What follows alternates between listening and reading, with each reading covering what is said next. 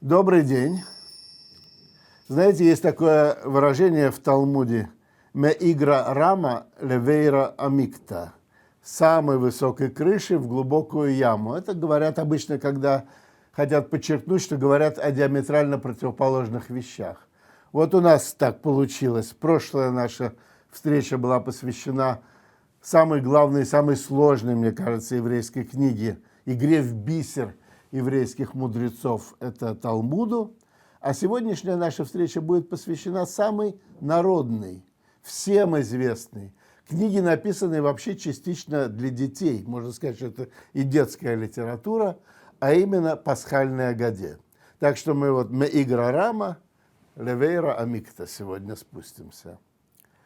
Я не знаю, как вот в традиционных еврейских семьях, где все праздники равны и важны в годовом цикле, но я могу сказать, что вот для нас, для российских евреев, для евреев моего поколения, может быть, которые выросли в совершенно ассимилированной среде, вот у меня всегда было ощущение, что наша последняя связующая ниточка с еврейской культурой – это как раз праздник Пасхи и пасхальная Агада. Вот я даже, мое первое воспоминание, хоть как-то связанное с еврейством, мне было лет, наверное, 5, и я очень хорошо помню, что мой дедушка шепчется в коммунальной квартире о чем-то с соседями, потом тщательно моет плиту, наши русские соседи к плите не подходят, и он печет мацу. Вот эту мацу я помню. И вообще хочу сказать, что, как это ни странно, вот опять же говоря о себе, у меня папа был коммунист, историк, мама была востоковед, японист, которая всю жизнь преподавала русский язык как иностранный. Никакой связи с еврейской традицией у нас не было, а маца в доме была. И когда я в 16 лет заинтересовался ивритом и стал его учить, я пристал к своему папе, я говорю, ну ты с детства хоть что-нибудь помнишь, ну скажи мне что-нибудь на иврите.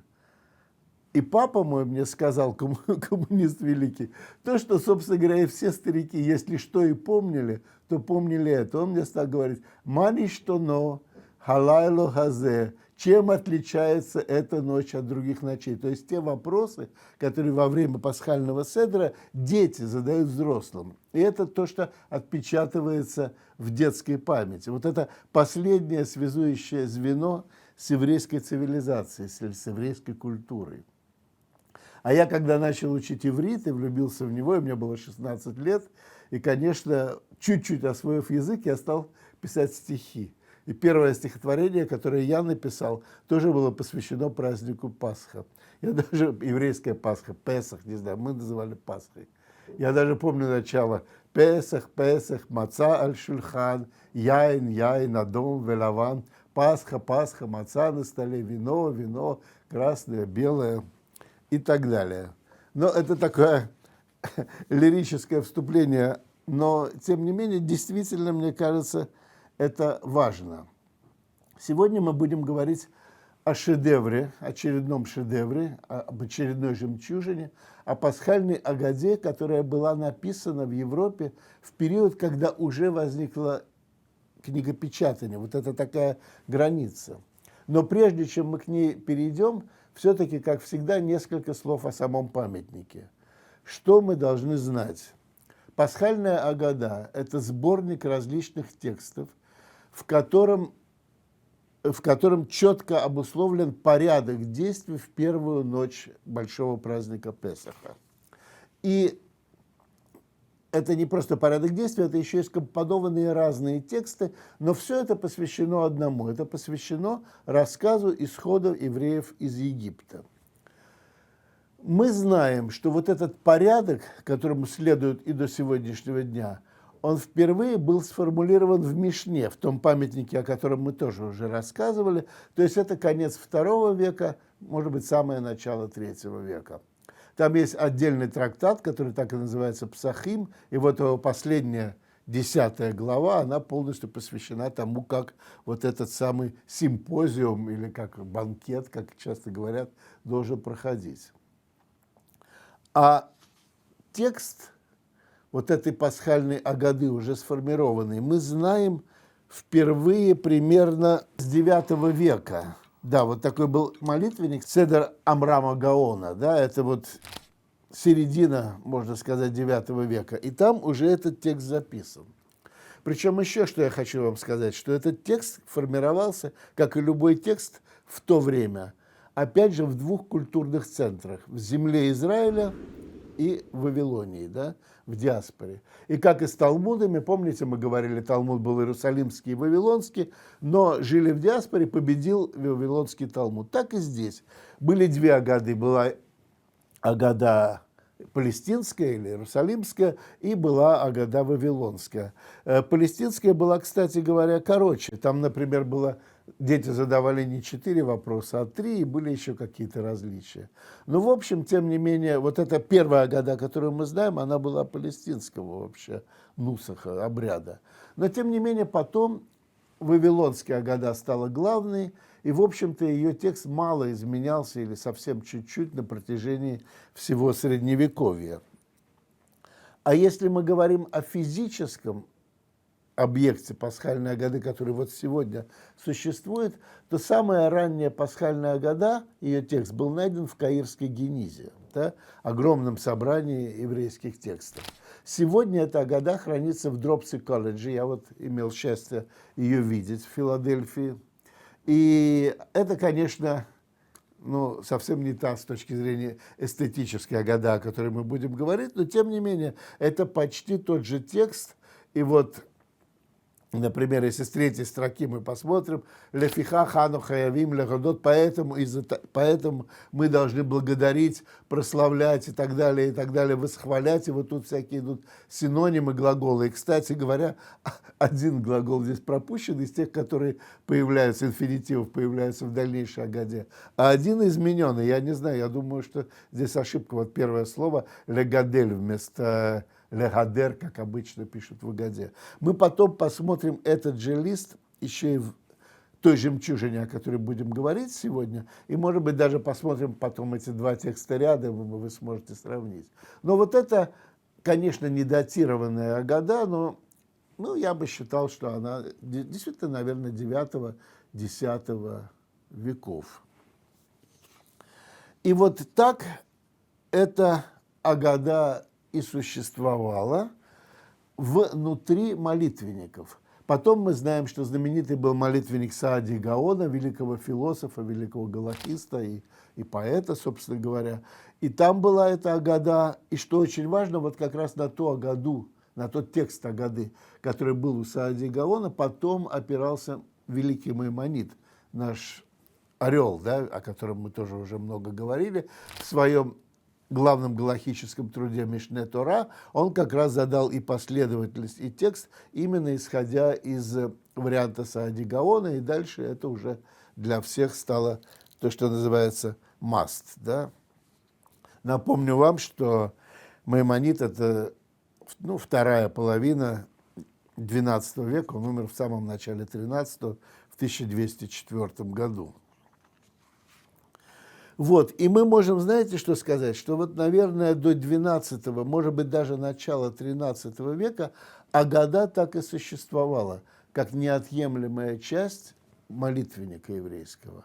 А вот с этого времени она как бы отпочковалась, и ее начинают переписывать как отдельную книгу. Вот с XIII века агада может существовать и существует внутри молитвенников, но уже и живет своей собственной жизнью, как отдельный вот такой сборник текстов, который надо читать во время пасхального седера, во время первой трапезы вечером в Пасху.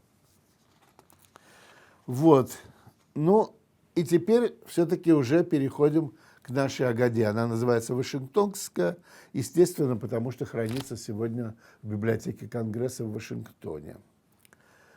Почему я выбрал именно эту агаду? Вообще сборников агады много хороших, и именно этого средних веков, 14, 15, даже, может быть, даже 13, 14 века, скажем, есть много очень интересных. Но я выбрал по 3 причинам вот эту Вашингтонскую агаду. Во-первых, потому что я ее хорошо знаю, я с ней работал, я ее видел и в Вашингтоне, в библиотеке Конгресса, и в Metropolitan Museum, что очень интересно. Они ее выставили как важнейший еврейский арт-объект, и довольно долго, по-моему, год или больше она была вот на экспозиции. Но есть еще два очень важных момента. Во-первых, переписчик этой Агады. Это самый известный, абсолютно выдающийся каллиграф и иллюминатор в одном лице, что невероятная редкость еврейских рукописей.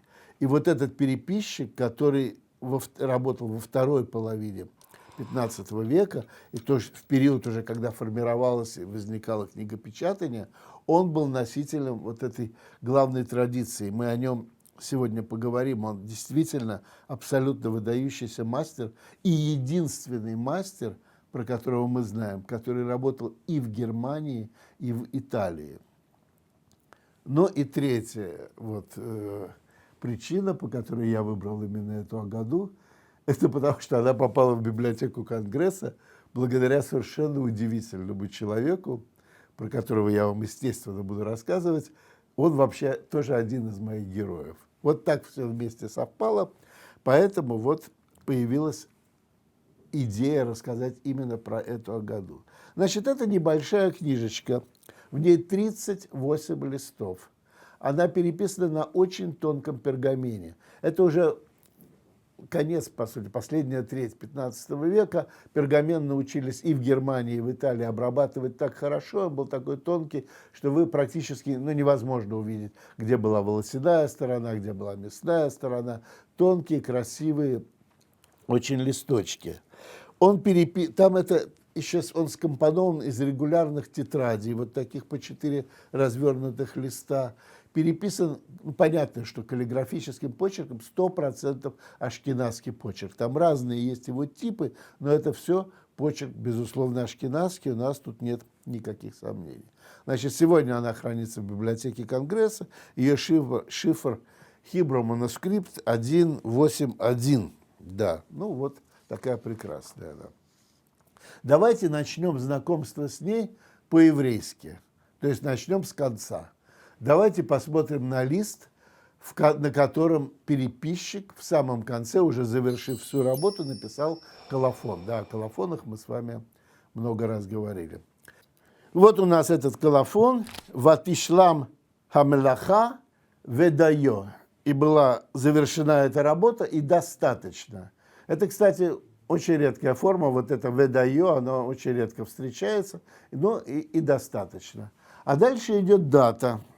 И произошло это сегодня, 25 числа месяца Швата, года 238. Вот на второй строчке написано, да, Рейш Ламет Хет.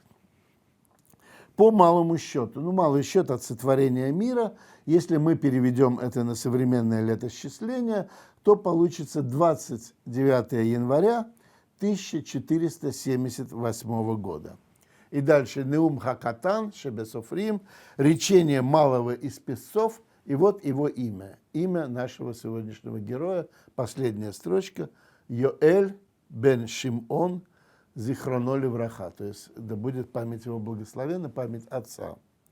Вот этот самый Йоэль бен Шимон. Что мы здесь имеем? Колофон, конечно, информативный, потому что здесь есть и дата, и имя писца, но не до конца информативный. Все-таки чего-то не хватает. Главное, чего нам не хватает, это, конечно, указание на место переписки.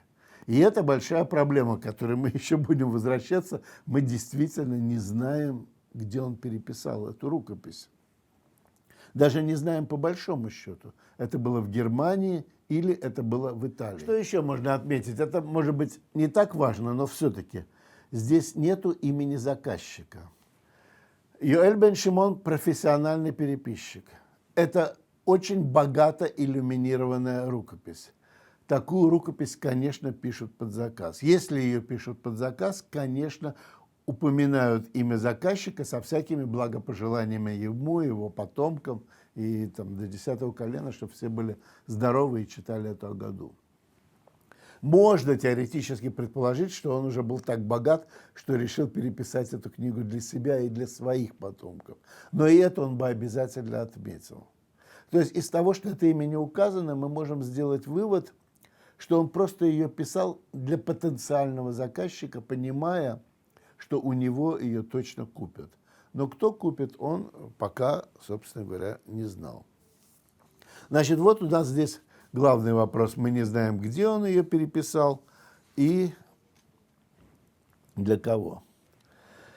Йоэль бен Шимон был профессиональным переписчиком. Редчайший случай. У нас сохранилось на сегодняшний день 10 рукописей, в которых он просто указывает свое имя. И еще не меньше 10 рукописей, где нету его имени, но которые мы по тем или иным признакам, и по почерку, и по другим приемам можем считать, что они тоже вышли из-под его пера. Он был профессиональным переписчиком именно пасхальной Агады. Вот из тех 10 рукописей, где указано его имя, 6 – это рукописи пасхальной Агады. Он о себе пишет по-разному. Вот есть более развернутые колофоны, чем наш, где он пишет, что он Йоэль бен Шимон, прозываемый Файбуш Ашкенази из Кёльна, что на реке Рейн. А в другом месте он пишет, что он из Бонна. Вот есть какая-то такая небольшая нескладушка, но на самом деле тут понятно, что произошло, потому что 1 октября 1424 года евреи были лишены права проживать в Кёльне, и им разрешили переехать совсем рядом в Бонн. И, видимо, он был совсем маленьким, он, видимо, родился-то вообще-то в этом Кёльне, но всю свою жизнь становления, даже становление себя как мастера, он провел вот в Бонне и был там до 1445 года. Потом он переехал в Северную Италию. Вообще место, где переписаны рукописи, он указывал очень редко. Но если и указывал, то 2 раза это было, и оба эти раза связаны именно с Италией. Вот есть рукопись, отмечена, что она была переписана в Кремоне в 1452 году, и есть рукопись, переписанная в Модене в 1485. А вообще, представьте себе, у нас есть вот такой вот большой, охват временной. У нас есть его самая ранняя рукопись, переписанная в 1449 году, и самая поздняя в 1485. Но считается, что он вообще еще продолжал писать и писать эти рукописи. Хорошо, вот о нем. Выдающийся каллиграф, выдающийся иллюминатор или иллюстратор, мы это увидим вот сейчас, когда посмотрим листы. Жил в Германии, жил в Италии, между ними переезжал, но писал всегда вот этим ашкеназским почерком, которым научился писать в юности. Будем считать, что его образ нам понятен. Теперь следующий герой. Мой главный герой, я очень волнуюсь, чтобы рассказать о нем интересно. Это Ефраим Дейнард. Это человек, который родился в Российской империи, там сегодняшняя Латвия, маленькое местечко, в 1846 году, умер в Нью-Йорке в 1930 году. Вот что про него. Он в юности был помощником нашего Авраама Ферковича, уже неоднократно упоминавшегося. Принимал участие в его рейдах в поисках рукописей. Был активным его помощником.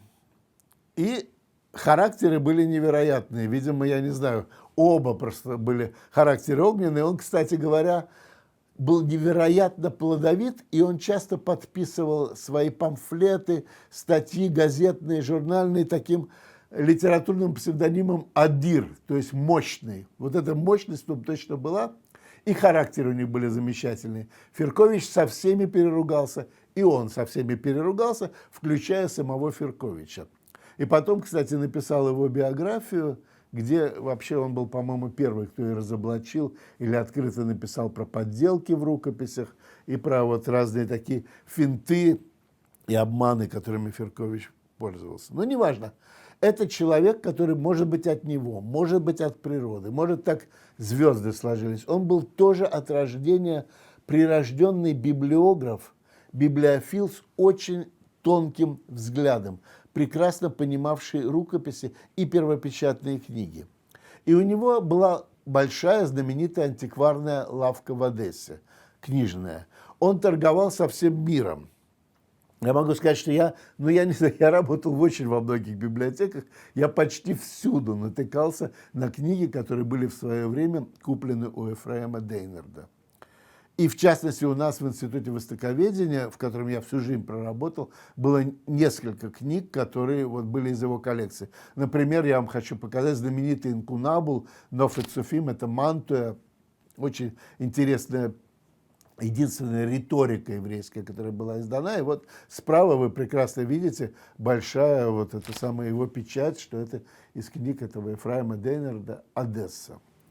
Вот он, российский гражданин, живет в Одессе, путешествует по всему миру, связывает как паутиной со всем миром букинистов, отовсюду всем предлагает покупать и так далее, и так далее. И при этом он невероятный совершенно полемист. Он невероятный полемист, видимо, с плохим характером. Он вот умудрился перессориться просто со всеми. Вот я не знаю, нету направления хоть какого-то цивилизованного, культурного, с которым он бы не переругался. Он был ортодоксальный еврей-литвак. Вот мне кажется, если бы я, например, был ортодоксальный еврей в XIX веке, я бы тоже был таким литваком. И он не признавал никого больше. Он ненавидел и ругался с хасидами. Хасидов он вообще считал тайными католиками. Он ненавидел каббалистов. Он, естественно, ненавидел прогрессивный иудаизм, об этом вообще даже говорить не стоит.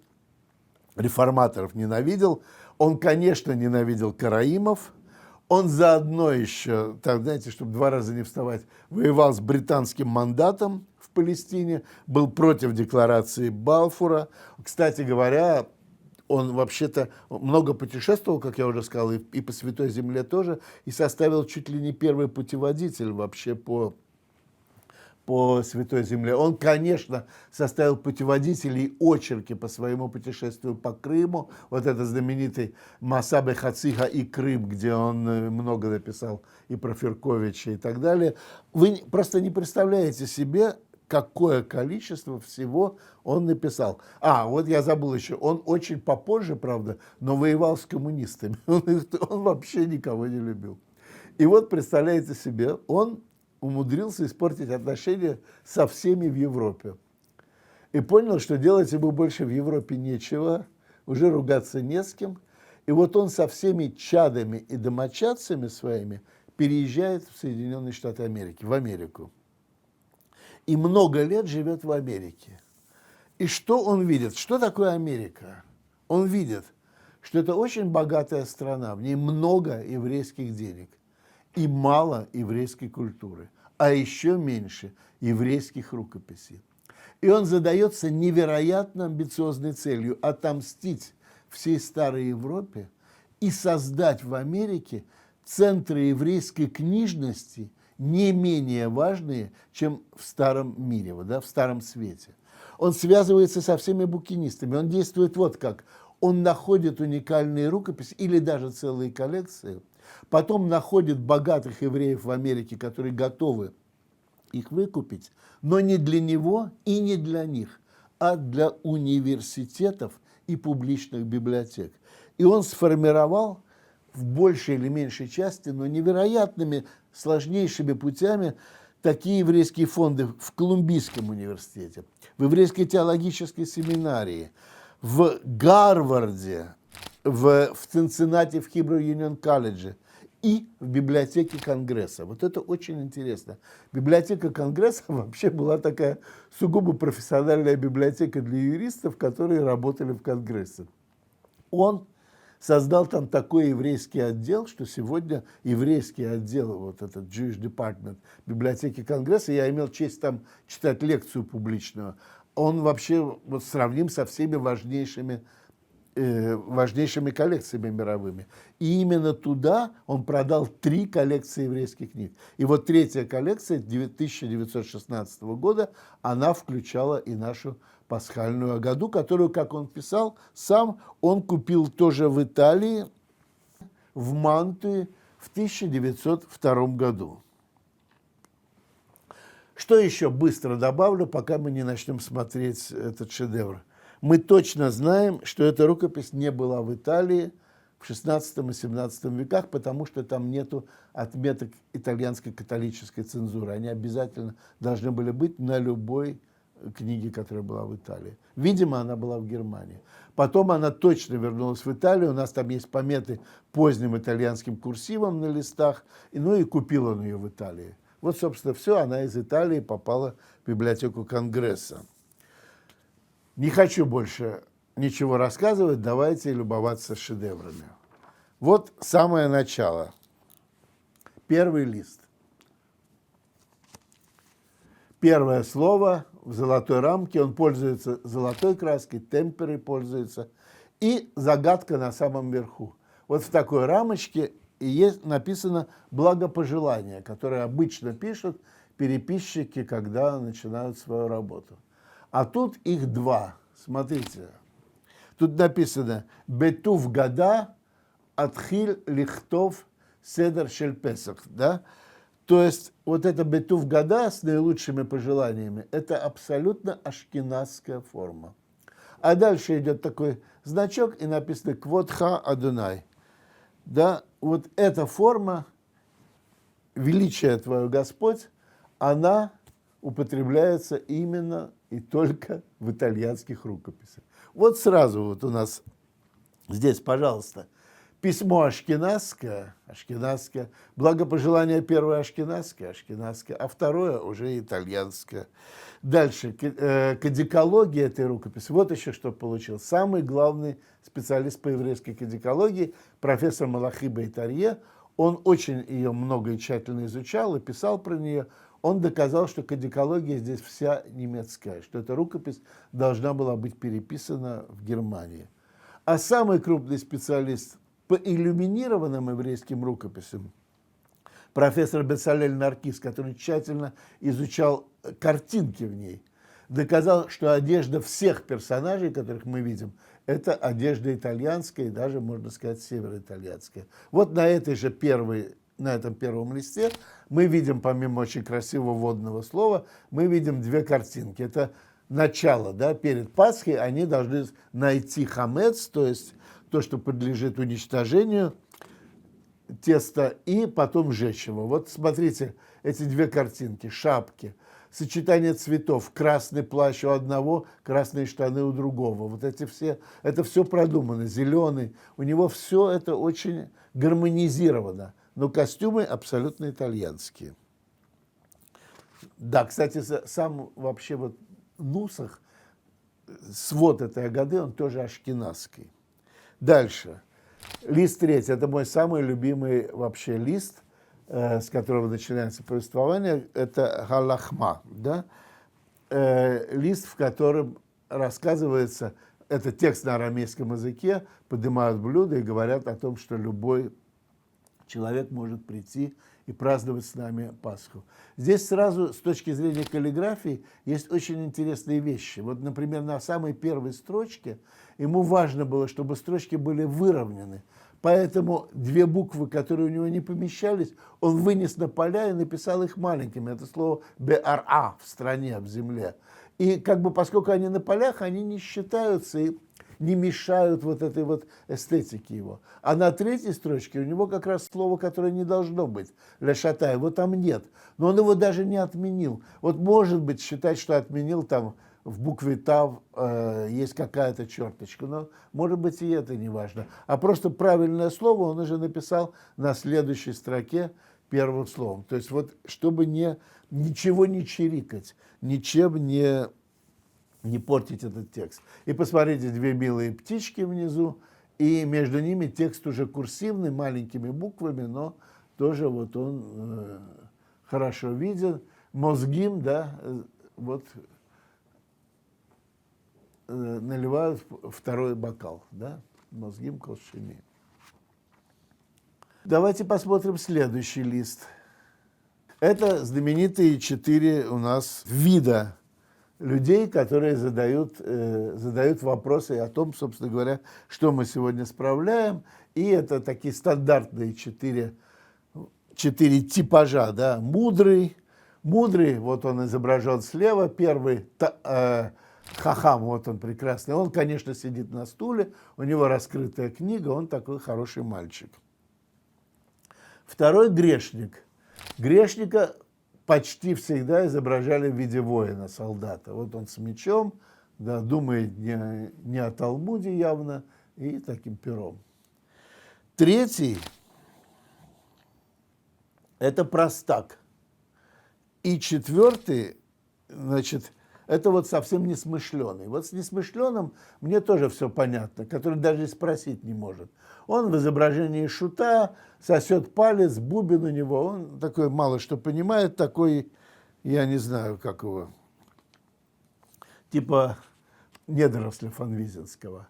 А вот перед ним изображение Тама, вот этого самого простака, оно меня всегда удивляет, потому что простак здесь изображен, с одной стороны, он сидит в плаще. Вот в таком плаще обычно изображали бродяг, нищих каких-то. У него еще часто, кстати, и в этой Агаде это есть, еще виден зоб, да, вот такого бедного человека, у которого здесь какая-то на шее. Здесь этого, по-моему, не видно. Но почему он сидит с книгой?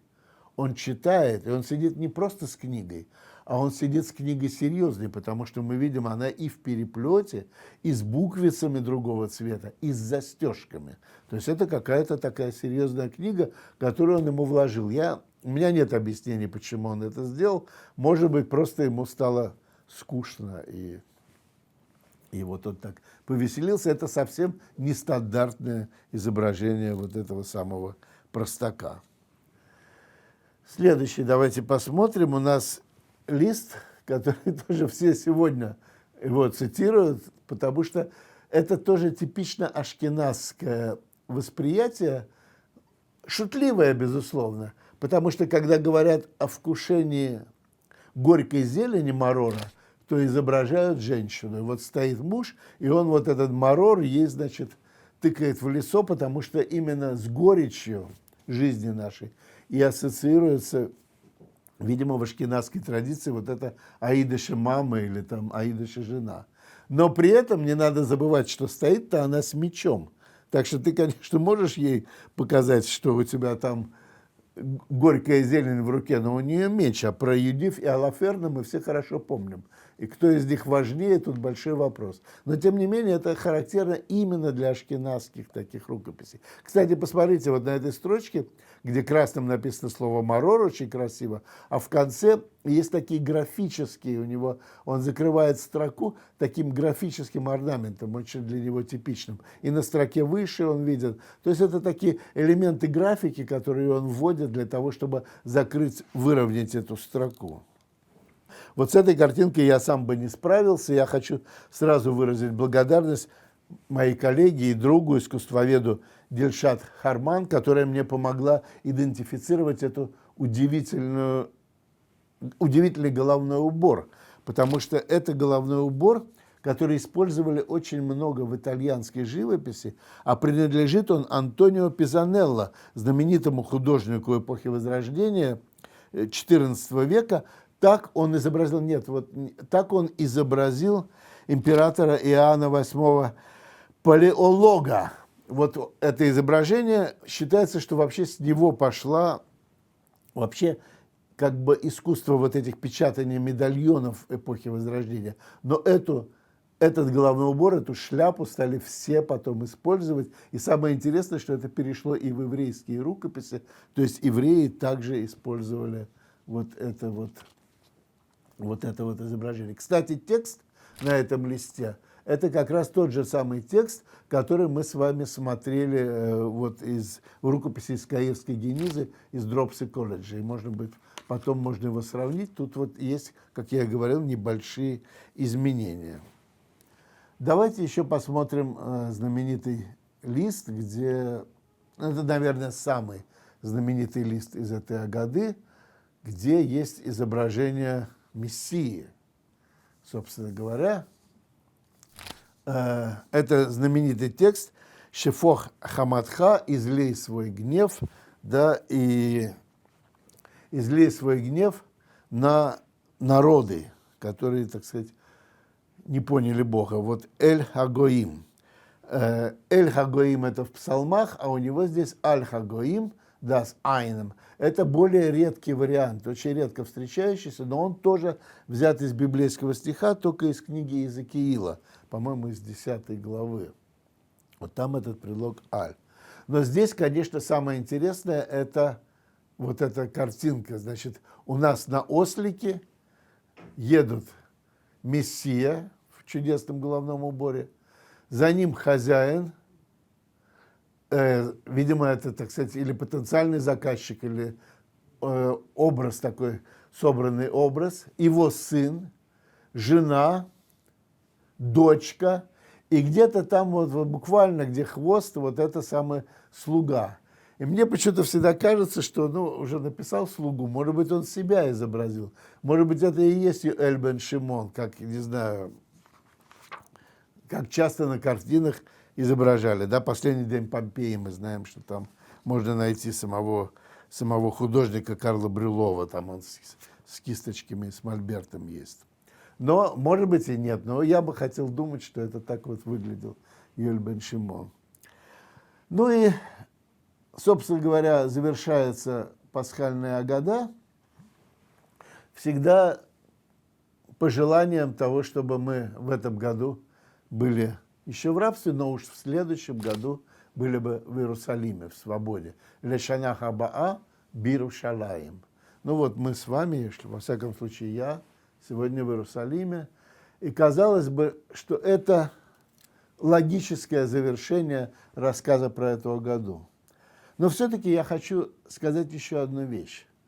Вы знаете, я очень много описывал разных пасхальных агад, и первопечатных, и XVI века, и рукописных.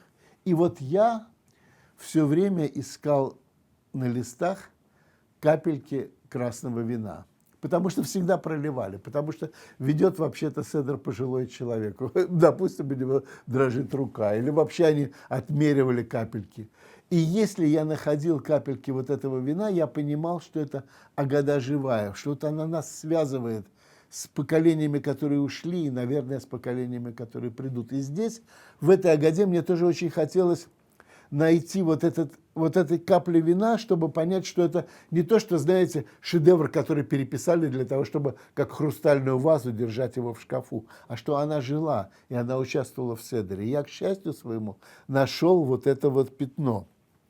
Причем это пятно на листе, который предваряет повеление выпить второй бокал вина. Но главное еще, что последние слова, вот здесь вот, последние строчки, да, «Веноде лехашир», и мы возблагодарим Тебя новой песней о спасении и об искуплении душ наших. Но вот это педут, это не только искупление, это и освобождение из плена.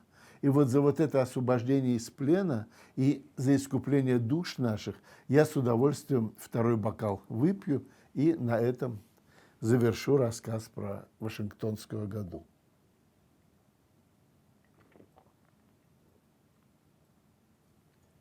Очень хорошее вино. Спасибо.